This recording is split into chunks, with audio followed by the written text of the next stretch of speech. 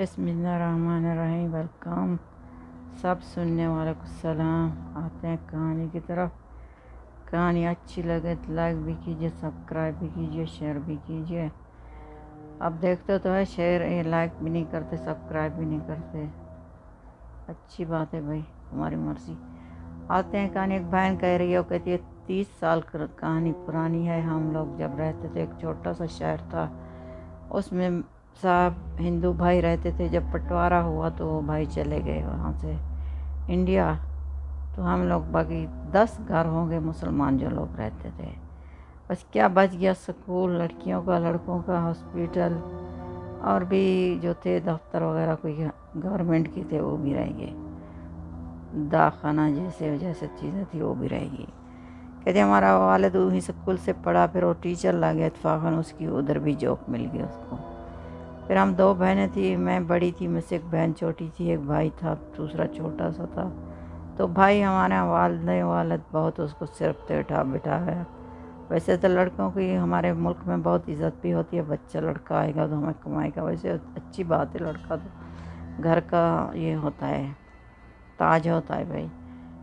इसलिए कह रहे वो भाई आता फिर चला जाता फुटबॉल खेलने के लिए। इसी तरह बहुत वक्त गुजर गया। अभी वो माशाल्लाह बड़ा हो गया था।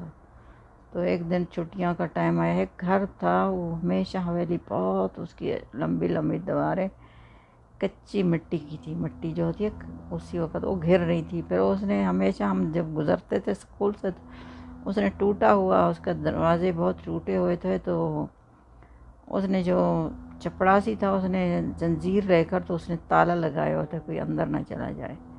बहुत बड़ी हवेली थी, दरख्त भी थे उसके अंदर। एक बहुत बड़ा दरख्त था, बहुत, जिसको बोलते हैं, क्या बोलते हैं भाई, जाल का जाल जाल।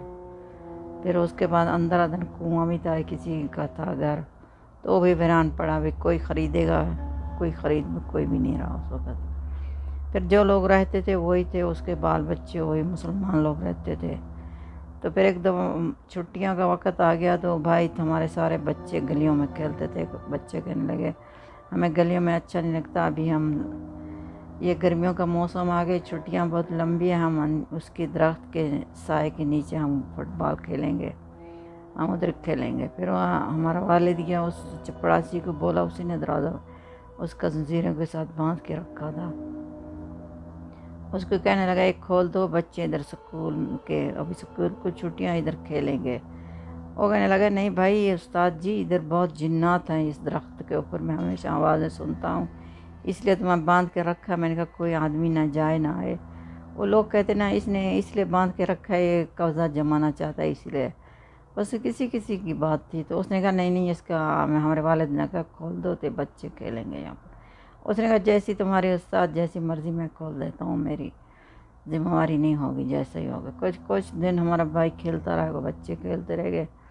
एक दिन आया तो उसको अब्बू को बुला दिया उन लोगों ने, तुम्हारा बेटा ऊपर चढ़ा तो गिर गया है, अभी बेहोश पड़ा है। तो बच्चे तो नहीं उठा सकते, माशाल्लाह बहुत बड़ा था। फिर हमारे आदमी ले आए घर पर, लड़का बेहोश, हमारा भाई बिल्कुल बेहोश था। फिर इसी तरह कहते चीखें लगाता था, किसी ने मेरे ऊपर तेज़ाब डाल दिया है। जब कहते मैं दरख्त के ऊपर था तो औरत आई, उसने इतनी सा लोटा सा भर के मेरे ऊपर फेंक दिया। तो फिर पढ़ाई शुरू की, इधर से उधर से किसी से पूछते थे, कोई पढ़ाई कुरान शरीफ पढ़ते थे तो जिन्नात की आवाज़ आती, औरत की हो बोल। हमारा भाई रहा था तो होती जिन औरत की आवाज़ थी।